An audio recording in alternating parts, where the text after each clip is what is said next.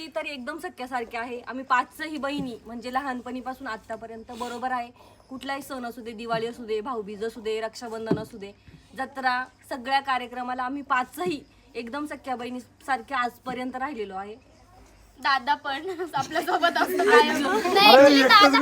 रक्षाबंधन सांगितलं त्याच्यात आलो. आम्ही पाच जणी यायचं कारणच दादा आहे. कारण आम्हाला सगळ्यांना तो नंतर आम्ही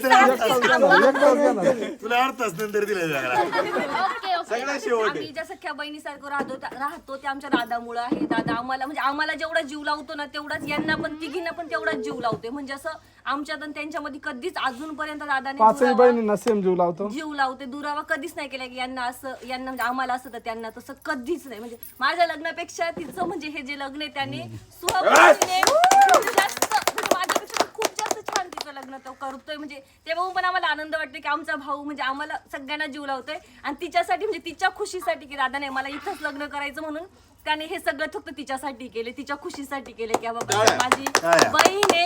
आणि दीपू स्वभाव खूप छान आहे. म्हणजे तिचं जशी असतं असं स्वभाव म्हणजे रागीट तर रागीट आणि चांगलं म्हणजे ती माझ्या बरोबर कधीच असं वाईट नाही अजूनपर्यंत. म्हणजे कधी मला ती रागाने म्हणजे कधीच नाही माझ्यावर.